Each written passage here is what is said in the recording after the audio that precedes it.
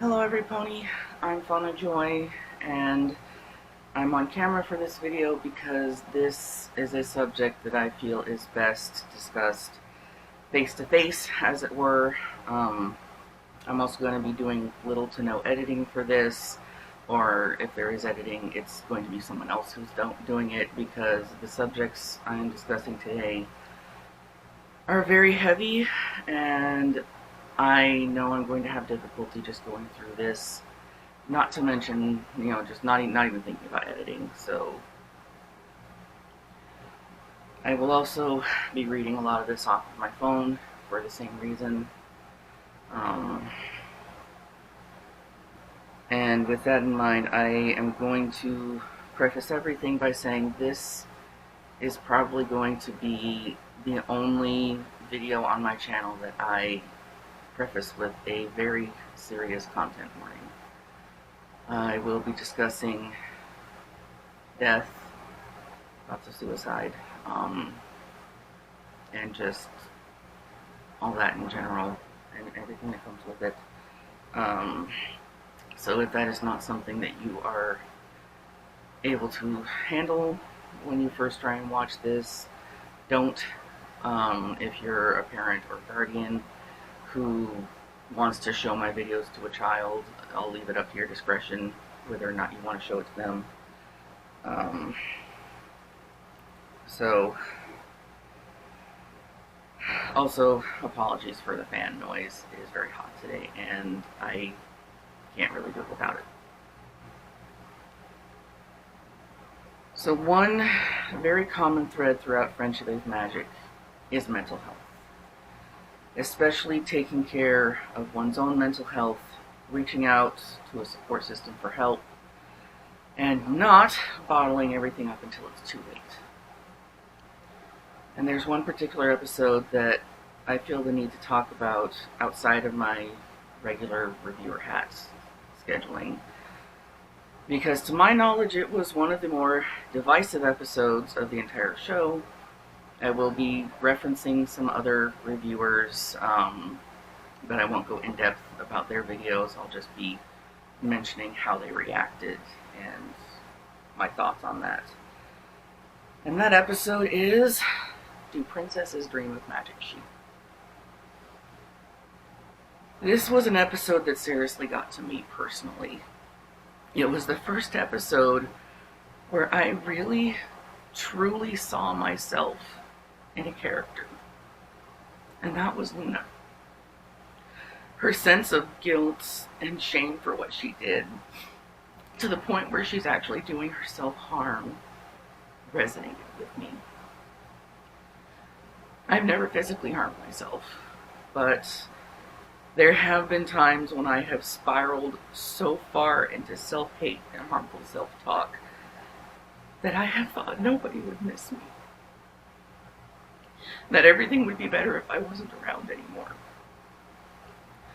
I will admit that I didn't see the self-harm parallels until I saw reviewers mention it.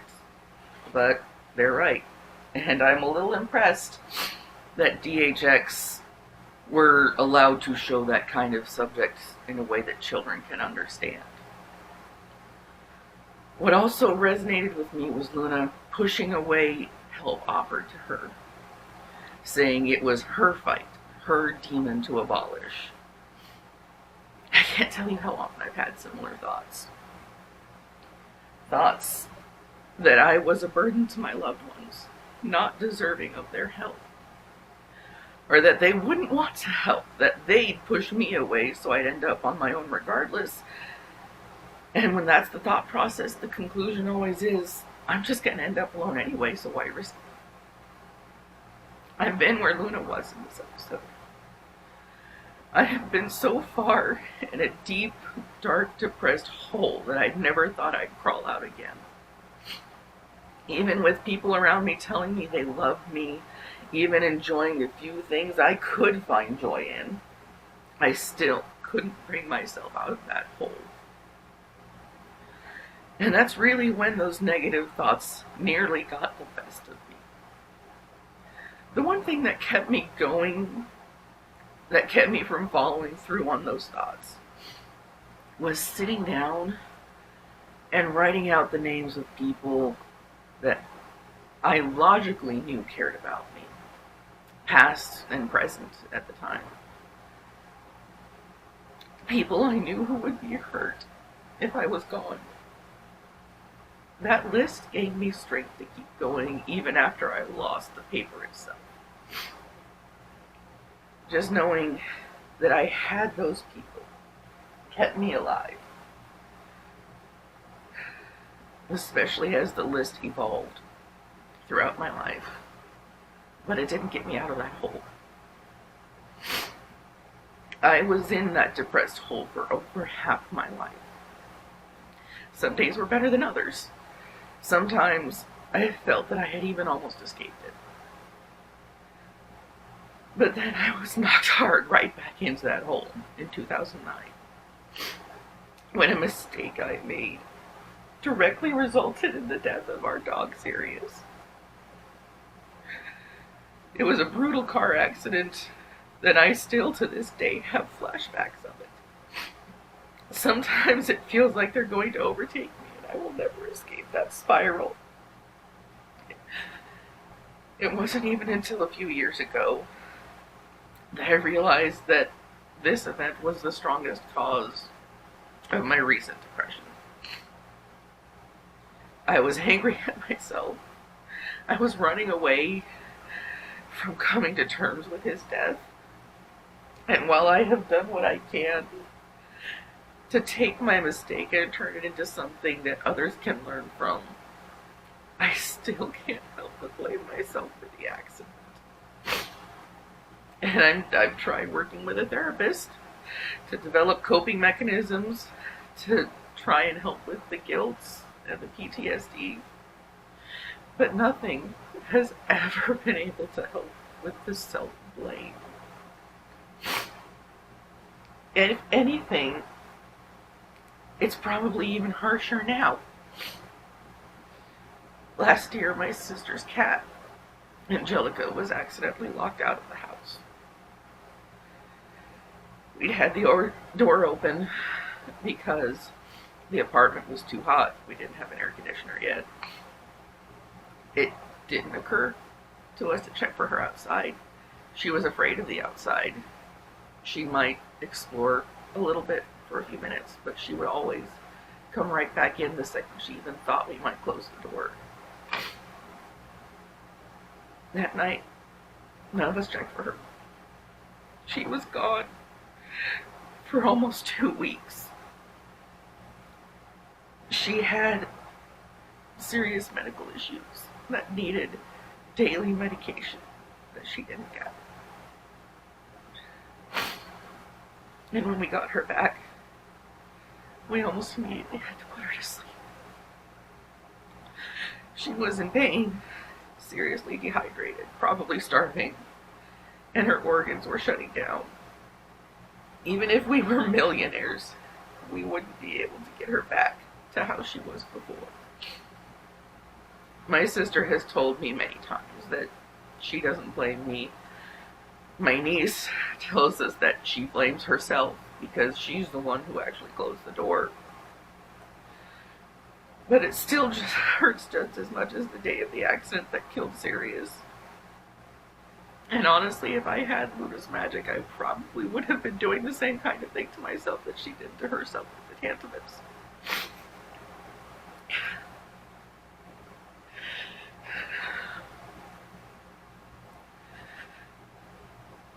The concept of Luna creating the Tantimus to harm herself, then having it defeated in nearly an instant, was what really made people angry.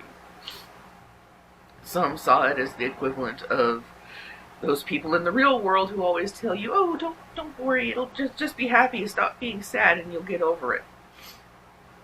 And they saw it as DHX fixing all of Luna's problems in one go by wrapping her in a warm blanket and telling her it'll all be okay. Essentially fixing her right away. Personally, I disagree. Clearly, Luna has always been depressed, even back before she first became Nightmare Moon. back when she was bound even more than she is in the current era by her role as Cool Princess. Meaning the only pony she could ever reach out to was Celestia. But she didn't. And it was because of that feeling of being a burden. That thought, that little negative voice in the back of your mind that says, that is so common in people suffering from mental health disorders, that tells you this, that they don't care, that you're a burden, that they will find you annoying if you ask for help, and that your presence is part of the problem.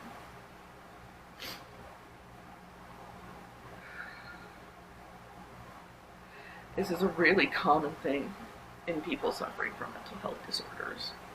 And it is so important that people who don't experience this know it's there. A person can be functioning well enough in their day-to-day life that others won't even notice what's happening, notice what to look for, until it's too late. Firebrand made the observation that in the episodes where she guides the CMC through their own anxieties, she seems detached, like she's going through the motions of helping ponies with their nightmares. That's what a person struggling with that negative inner voice looks like, or can often look like. Depression makes it physically hard to do things, especially heavy responsibilities. It's not just being sad every now and then. It is crushing. And more often than not, these people experiencing that force themselves to move, to do what needs to be done. Luna gives advice that, by all rights, she should be following, but she's drawn so deep into her depression that even though she gives the advice, she doesn't hear it. They even do something like this in a scene with Starlight and Twilight. If I remember right, it's just before, or just after, Celestia and Luna declared that she was their successor. They even have a bit where Starlight says, "Aha, you gave me that advice. That's advice you should be following." And what does Twilight immediately do? She says, "No, this is different. I'm different. You're way off base. There's no way that any of that could apply to me." That's what that voice says. It says, "Oh no, I'm different. There's no way anyone could understand what I'm going through." And some people will never realize that voice is wrong.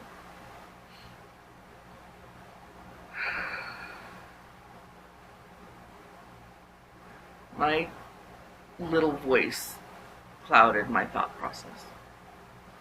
Because of that, I started to fight with my family. One of the kindest, most caring group of people, most tight-knit group of people I have ever come across. Things they did were irritating to me, and they eventually told me that things I was doing had started to irritate them. The way my depression was affecting me wasn't just affecting me. It was affecting my family, the people I loved. And it eventually exploded. The release of so much pent-up anger and sadness was damaging. I nearly physically hurt somebody I love. I am not a violent person. I hate the idea that I can be the kind of person who would resort to physical violence. It terrifies me. That's how close it was to breaking. The realization of that moment frightened all of us so much that we came together with my therapist to work out just why we were all feeling this way and how we could move forward towards a more healthy future. Obviously, things haven't been perfect since then. We've still had our issues, but now we know what's really at the heart of everything, and just as importantly, We have the proper vocabulary to tell each other what we're feeling. And that was what I needed most with my family. I needed to hear them say, "It's all right. I know you're in pain, and we're going to be better. We will help you through this." Which I believe was the true intention of the episode for Luna. She wasn't cured, not by a long shot. The episode Royal Trouble proved as much, aside between dusk and dawn, with how much difficulty she and Celestia still had communicating and compromising. She was still a flawed pony, and even with her support system in Celestia, the main six, and to an extent all of Ponyville, she still had to live with the memory of being Nightmare Moon. She had responsibilities I couldn't even fathom as a co-ruler of a magical kingdom. Some reviewers berated Luna for creating the Cantabus, calling into question whether or not Luna should have even had access to magic if she was going to be so reckless. But that's the thing. It didn't even enter her mind that the Tantabus could escape her dream until it happened.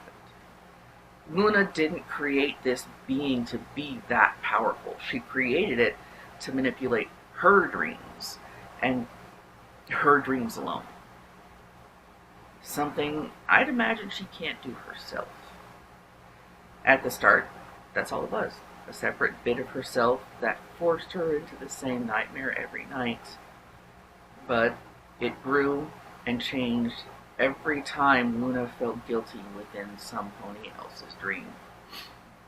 It even seemed to achieve a sort of sentience.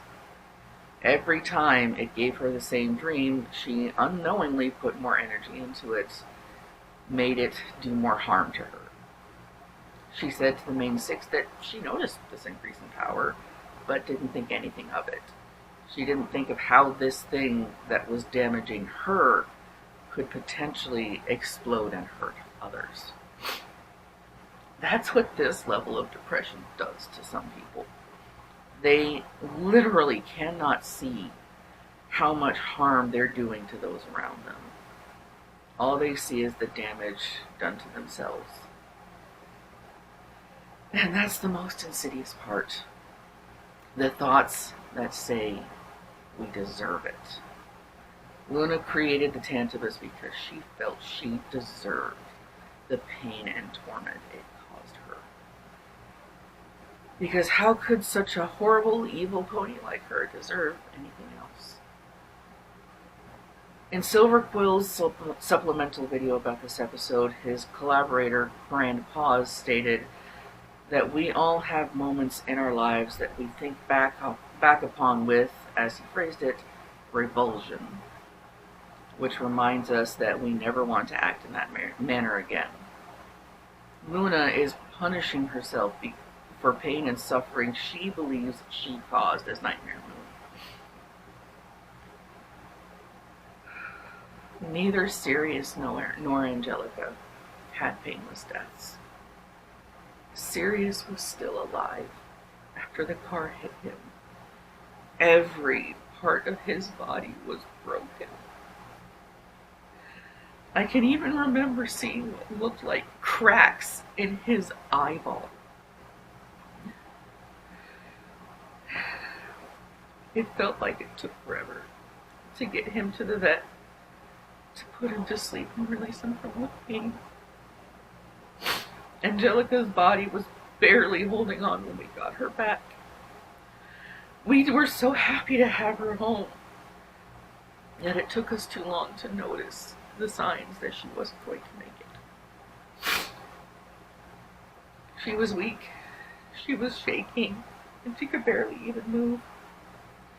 The vet did every test they could, ran every scenario, and there was just nothing we could do to give her back the quality of life that she had before. All we could do was say goodbye. Luna and I both know the therapy speak. We both know that we can do everything in our power to atone for the harm we've caused. But what we don't know is when it's enough. And fighting that alone is what causes the spiral into an abyss. What kept me from falling even deeper was talking to my family and friends. The people I loved and who loved me. I told them I sometimes feel like I don't deserve the love they show me because of what I've done. And even if it doesn't fix everything, having them there to show me and to show me that they love me and how much they love me does help. It's not a fix, not even close. It's that single point of light in infinite darkness that shows you that there's hope. That is what the writers gave Luna in this episode. They gave her the tools she needed to start healing. Defeating the Tantabus and laying down for her first restful night in 1,000 years wasn't the ponies of Ponyville fixing everything right away. It was them grabbing her by the shoulders, giving her the tightest hug in the world, looking her in the eyes and saying, "We trust you. We know you're not Nightmare Moon. We know you won't do those things. We're here to help you, and we will never turn our backs on you." This is Luna finding her support system, finding that light in her darkness. And that's something that every person with depression needs in order to get better. But, like anything, that support system isn't perfect. And neither is the one who needs it. Because even with those in place to help, that little nagging voice will always be there. Even if you tell it to shut up and leave you alone. That is what leads to sliding back into depressed holes. Which is exactly what happened in Royal Trouble. The same old problems were beginning to grate on Luna. She was withdrawing into herself, and she was starting to sink once more into that hole. But this time, there was a brand new support system in the form of the cutie map. The map recognized Luna's problem, that connecting once more with her sister would help her recovery in the way few other methods would, and it sent Starlight to help the two reconnect and build on what Luna had already learned because of the Tantabus. I feel like this is the real world equivalent of therapy. Or this kind of therapy. And learning how to read and reach each other when those spirals start happening. Switching Celestia and Luna's cutie marks was showing them the truth of each other's situation in a way they otherwise could not understand. That is what therapy is meant to do. Honestly, the most important difference between real therapy and therapy in the show is how long it takes. But through everything, the show writers emphasized the need to reach out and care for each other as well as ourselves. I call stuff like this the fight between emotion brain and logic brain.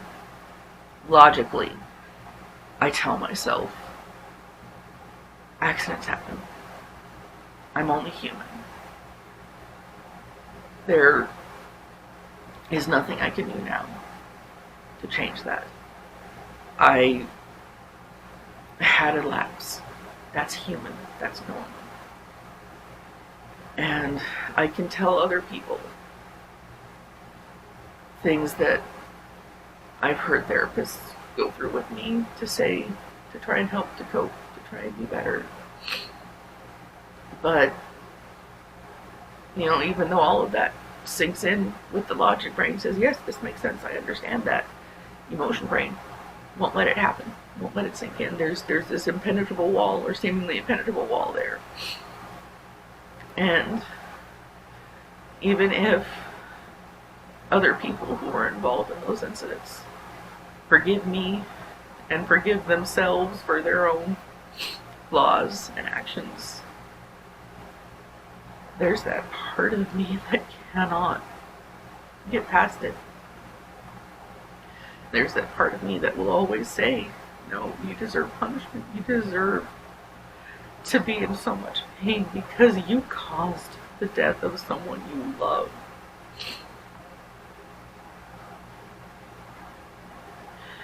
And that's why I wanted to do this video before the end of May, because May is PTSD Awareness Month.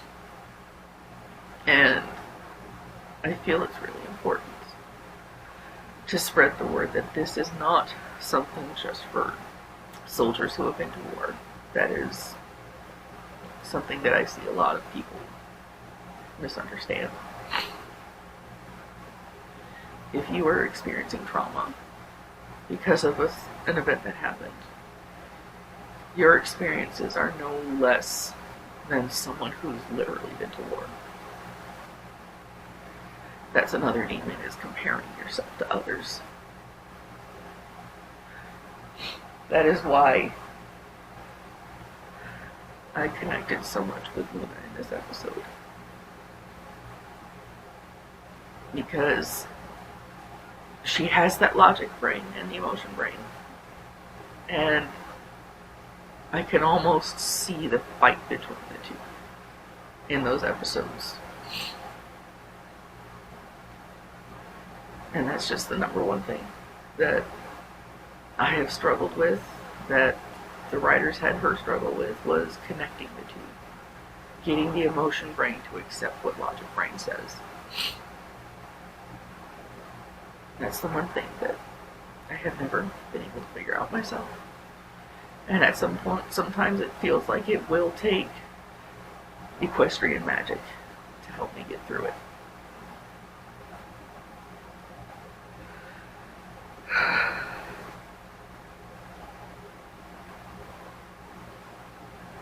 So, I need to end this video. And I'm going to end it with one very important message. You matter. There is someone out there who loves you, who wants to see you better and wants to help you.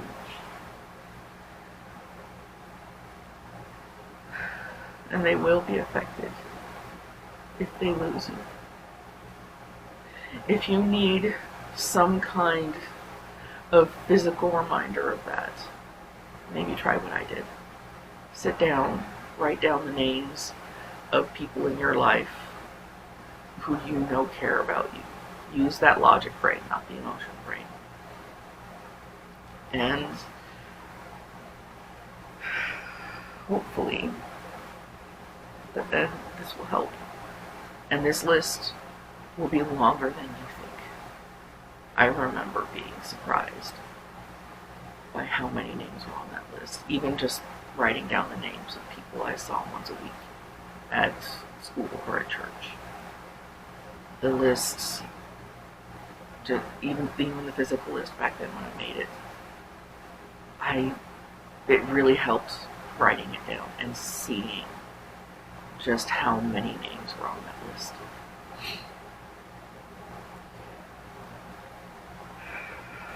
And you know what? Add my name to it. I may not know you. You may not ever comment on my videos. I may never interact with you. But I care that you are here. I care that you are alive. I want you to get better. Because if you can get better, I can get better. Maybe we can help each other. But please, if you're struggling, reach out. Find someone who can help you. Be they a family member, a friend, an acquaintance. Could even be someone you've literally never met in person. It doesn't have to start with the therapist if that's too daunting. All it does is get you on that road, on that path to that little point of light in the darkness.